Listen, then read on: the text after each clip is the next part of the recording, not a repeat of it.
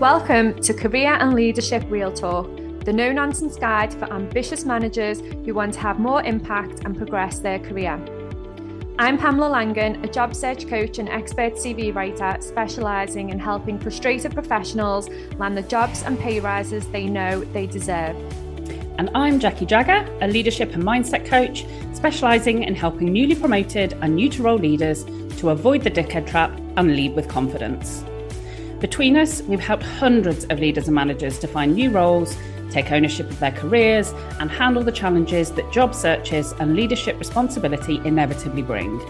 And now we're joining forces to share with you what we know has worked for our clients.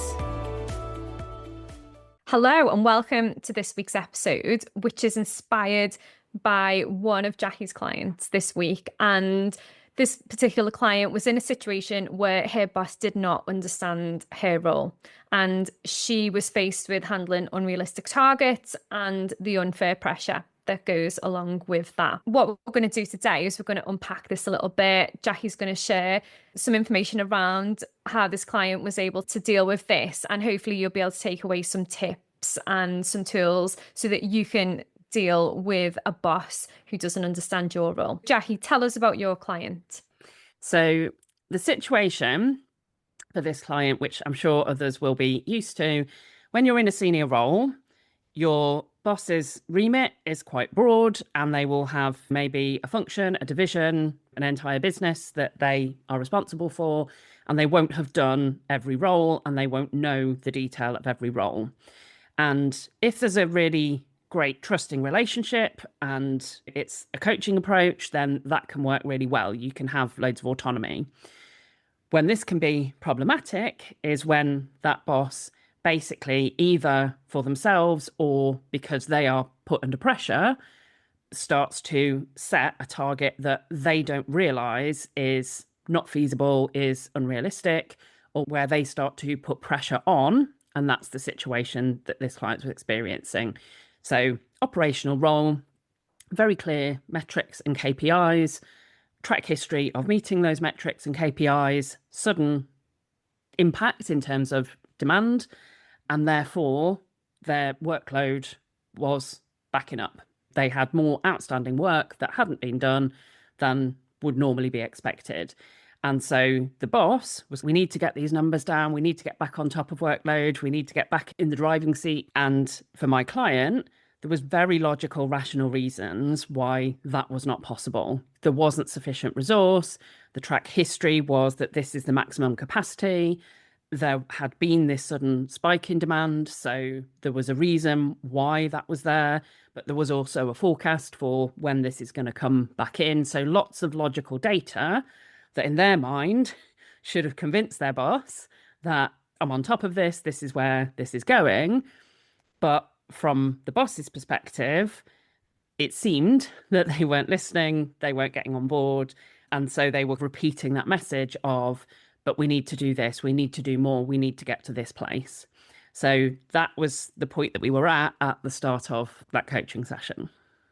Yeah, and it's an interesting one, isn't it? Because what that eventually does is it starts to cause burnout and it starts damaging relationships, doesn't it? But I suppose when you're in that cycle, it's so hard to get out of it, isn't it? Because you always want to be making sure you're living up to your boss's expectations. You want to be delivering. You don't want to be seen as the person who's pushing back.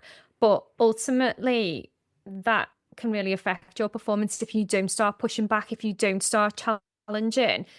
But if you've never had to do that before, it can be really difficult. And I suppose that's when people start thinking, I just need to leave. I need to get away from this person. I need a change. And we see it all, don't we? We see people fed up with the job, burnt out, hating the boss, and they just want to move. But sometimes it's good, isn't it, to just go, right, okay, what's going on? And actually, can I do anything to turn this situation around? So if you are in that trap at the moment, what is the best way to start thinking about how you start like looking into different ways to deal with that person? So I think the first thing for this client, and often, is to really take that pause and consider what have you already tried? Because very often when that frustration's rising and you don't feel listened to, there's a temptation to double down. So in this case, this particular client had gone back to giving more data, more numbers, more proof that they were correct logically. And that wasn't cutting it because from their boss's perspective, they weren't hearing the answer that they wanted to hear. So I think the first thing is to notice, and it's interesting because for this particular client, challenging wasn't a problem. They were quite comfortable to challenge. So this was less for them, probably about that risk of overworking, although that absolutely does happen for other people who then frantically work in the background to try and deliver these crazy expectations. But I think you've got to consider, if you're not being listened to, you've got to consider what other approaches can I take. And often it's about, if you're trying to convince with logic and data, that's not hitting the mark, because the reason that this is happening from their perspective is an emotional issue. It's not a logical issue. And by that, what I mean is your boss either doesn't trust that you have sufficient capability, and so they are pushing, feeling like I'm going to apply the pressure and magically you're going to respond differently, or your boss is feeling under so much pressure to deliver, or because the numbers or the objectives aren't looking the way that they want, that what you're getting as resistance is stemming from them feeling like they're out of control, or they're worried about how it's going to affect their own credibility or what their boss is going to think of them. So I think you've got to really understand that this typically is not a logical problem, and proving yourself and digging in on your position is rarely going to resolve anything. Yeah, it's a really interesting point, that, isn't it? Because you do think initially the way to handle this is to just challenge more, to dig your heels in, to say no. And I think basically what you're saying there is recognize when your boss is operating from fear, and what is their fear, what is going on for them, and it's stepping in to their shoes, isn't it? And just thinking, if I was in their shoes, what angles are all of these different challenges and issues coming from, and how would I feel, or how do they feel? Because sometimes people can feel differently in different situations depending on skill set. So I suppose it is about understanding, where is your boss operating from, and when you're in this situation and they're piling on the pressure, it generally is coming from a place of fear. You just need to figure it out, don't you? Yeah, it's very often their own credibility, the things that they're accountable for, and how it's going to impact on their reputation is very often the real root cause of it. If that's perhaps an MD or a CEO or a business owner or founder, then that can be quite significant. And if, for example, you're responsible for like lead generation in your business and the numbers are not performing, they're also coming from a place of fear of, if this happens, then what are the consequences of that? It might be, if you're in a customer facing role, if we don't deliver the standards that we've committed, then how is that going to impact on a repeat custom in the future? Number of different areas, but often fundamentally, it's that concern of what are the consequences if I can't get you to perform. And it's often like both of you butting heads. You're digging in your position of this is not realistic, and they're digging in this position of this absolutely must happen. So it's breaking that cycle that has to be the first step. And either party can do it, but you can't make them do it. If you're in that situation and the pressure's coming onto you, you've got to consider, how can I be the one to break the cycle? What can I do differently? Yeah, and I suppose it's that old saying, isn't it? Be the change that you want to see. And I suppose it's that shift, isn't it? From here's why this won't work to can we work together to address your concerns?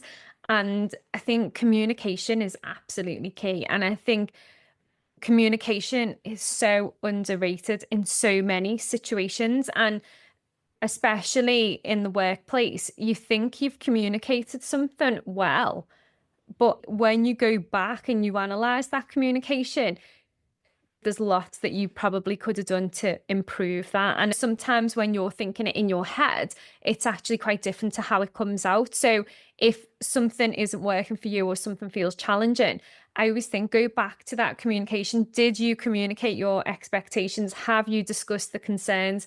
Have you discussed the challenges? Have you really discussed them? Or did you try to discuss them and they shut you down? So you thought, fine, and you walked away from it. And I think there's a real difference, isn't there? And sometimes people don't want to be communicated with, but nothing's going to change unless you do try to be more consistent with how you communicate these things.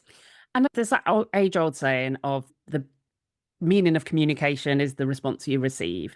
And essentially, it's that sense of if you feel like you've communicated well, but the response isn't what you wanted, then doing more of it is only going to get more of the same response. So then you need to just consider, how can I adopt that? And empathy and communication are so key here. So stepping into the shoes of, why is this person operating in this way? Being curious about what's going on for them. Why do they feel this is realistic? What can I then do differently in terms of how I operate and I communicate with them to get a different response? Yeah, and that's the thing, isn't it? It is just taking that pause and just thinking it through a little bit. And there's a lot to be said for the pauses that we suggest for people, but it really does work and it really does help you make more impact. So, in terms of some of the practical steps then that people can take and just thinking about communication generally and managing up, is there any specific things that people can start thinking about now or start trying if they're in this situation? There's absolutely tons, and we'll summarize a few of these in a download that we'll put a link to in the show notes. But I think the key thing is to really position yourself on your boss's side and to consider this as a challenge for both of you to try and resolve together. Because when you start to adopt a more combative stance of, I'm going to prove myself right, then that will make them defensive and they will more likely dig their heels in and say, you must do this. These are the consequences. So I think the first step is that empathy. It's stepping onto their side. It's considering, how can we start to approach this together to get a resolution that meets the needs of all parties involved? And that is a real mindset shift and is probably the hardest thing. So does that really fall under a practical step? Who knows? But I would say it's really the foundation piece that is going to be crucial. And then I think with the others that we're talking about, there's some that might work, there's some that might not, but I think that one is really crucial. Yeah, and do you know what? I think you're absolutely right. It's a tough one. So is it a practical step or is it not? It is actually the first step, isn't it, that you need to take regardless. And it is the toughest. It is the toughest step to take because there definitely can be an us and them mentality. It can be so easy to want to win the argument and get one over on your boss because they don't understand your role, so they don't know. And you're sat there going, you haven't got a clue. You don't know what is right or wrong in this situation, but you are saying this is what we've got to do. So there can be a real tendency there to want to win the argument. But actually, like you say, if you can be more empathetic, if you can say, let's just work together, you're going to build that relationship, you're going to make more impact. And from a progression point of view, it is going to help you a lot more than just trying to win the argument in that moment. So I think you're absolutely right with that being like the foundational thing. Like it's the first thing, isn't it, that you need to do. So what else then can people do? So in terms of some of the more tangible absolute steps, so one is to really time your approach. It's to think about how and when am I best to have this conversation? Because if you're trying to influence your boss at a time when they are stressed, rushed, don't have time, then that's going to be much more difficult to open up the conversation than it is if you can hit a spot where things are a little bit calmer, where it's just easier to be able to have some quality time and to try and open things up a bit more. So timing, definitely. And then in terms of then when you pick that time, it's about really thinking about the conversation flow. If you want to have influence, start with acknowledging their pressure. Start with that, look, and especially if there's been some frustration already, I feel like we've been butting heads. I really want to work together. I know that you're under pressure to deliver this, and I want to try and find a way to be able to deliver for you. Can we spend some time, work together, consider how best we can achieve that? So you're acknowledging, and you're then really starting to build some rapport, and then you can flow into what pressure are they under? You might be able to ask that question. What is the questions that are being asked of them? What are the constraints? It might be that you're assuming that there's no budget, for example, when if you say, I can achieve this and this, if you can give me X budget, pounds budget or resource allocation. So I think just really approaching that conversation to acknowledge and then open it out can be really helpful to explore angles that might not have been explored. Yeah, I love that. And I suppose the other side of that as well is thinking about how you can offer some alternatives. So instead of saying what won't work, you can present some different options that could work and show that you've given it some thought, that you are also trying to support, but you're also thinking about how you can resolve the situation as well. And I think, like, generally that really helps in strengthening relationships, doesn't it? This happened for me years ago in my career. So I was responsible for warehouse operations, and we had a real spike in demand. My warehouse team were backing up. Customer orders were not being dispatched as quickly as ideally they needed to be. And the question that we considered in that situation was, what would need to happen in order for us to get back on top of things? What would need to be different? So I was then able, working with my head of logistics, to go back to the CEO and say, here are some options. If we increase agency costs by this amount, then we predict that we can be back within dispatch times by this date. If we add overtime on at this cost, then we predict that it will take this amount of time. So I think, yeah, absolutely. If you can make an alternative offer, then at least that gives somebody some kind of sense check and some means of exploring what feels most palatable. Because sometimes what feels most palatable is the option you suggested in the first place, which is we accept that this is going to be out of scope or out of budget or take longer or whatever it may be. Yeah, and that's the thing as well, isn't it? Sometimes just like having that conversation can just be really helpful.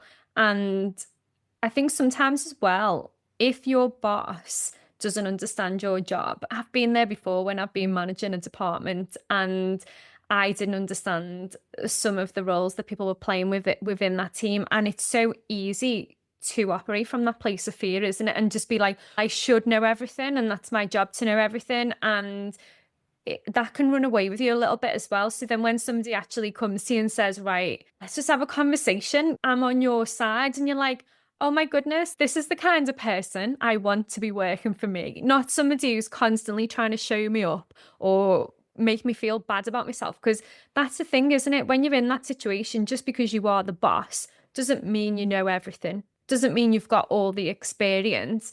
So it does feel quite nice when somebody does have that conversation where you just almost like level up and you're like, how do we help each other? And I always feel like that's where you can strengthen the relationship, but also that is where the progression happens. Because as soon as your boss is like, this person's on my side, this person has got my back, I want to support this person, it's that reciprocation thing, isn't it? If you're constantly butting heads with your manager, then they're not going to want to help you progress.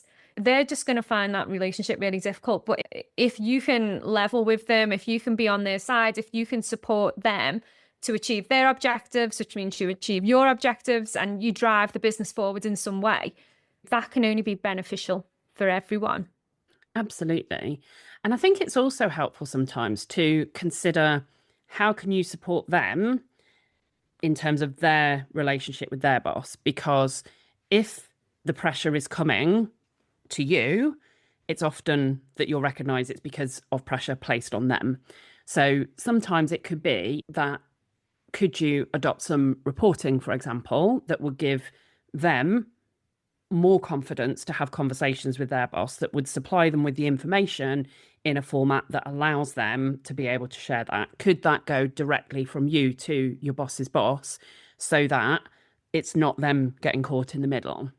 And these were some of the types of options that we explored when I was having this conversation with my client, because they truly did not think that their boss's boss was that concerned, because the typical pattern they'd seen from them before was that they would be very clear and very quick to jump in if they had a significant concern. So the fact that they were hearing it from their boss, but not from their boss's boss, was then implying, hang on a minute, is this as much of a problem as my boss assumes?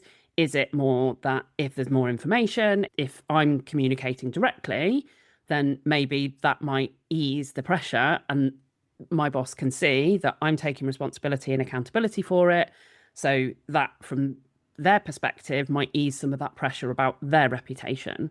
So there's just so many angles that I think you can explore in these situations. But when you're in that place of kind of losing my rag about the way that I'm being treated, it's hard to be in that place of exploring what could those be and how could I do something differently that might generate a different outcome. Yeah, and just as you were talking through that, then I just had a total flashback because I had a manager who at first I thought was actually a micromanager, and he was piling the pressure on and everything. And all it took was for me to create a dashboard that I just completed on a weekly basis that allowed him to have an overview of everything I was working on and take that to his boss with a little bit of commentary in there so that he could give that overview. And that ticked his boss's boxes, and it ticked his box because he knew exactly what I was working on. And all of a sudden it was like a complete overnight change. He went from being a micromanager to like just letting me have free reign, and we built up this real trust and relationship, and it happened so quickly that I was like, oh my goodness, like all it did was create a dashboard on an Excel sheet. Is that all it took? And this had been going on for months, and we'd had this like constant like tug of war over what information he needed and didn't need and what I should do and all of this. And one spreadsheet later and everything's fine. So sometimes the answers are just right there in front of you, aren't they? Yeah, absolutely. And it's wild how often something that is comparatively simple can actually have a really significant difference. And on that note, actually, the final one that I want to bring in terms of practical steps is really making sure that you follow up effectively. Because if you come away from having a conversation from your boss feeling like, okay, I may be a bit calmer about it, but you don't then document it, or you don't follow up, or you don't communicate what you followed up and where you're now at, then that again can leave that kind of black hole of doubt where they feel like they've got to jump back in. So if you're having conversations, then follow things up. I was always terrible at this. So learn from my mistakes on this one. But yeah, sending a follow up, making sure that you are communicating, even if there's no news, then actually that person then knows that you've told them there's no news. And that will just ease things, make them know that you are on top of it and that you are keeping them in the loop.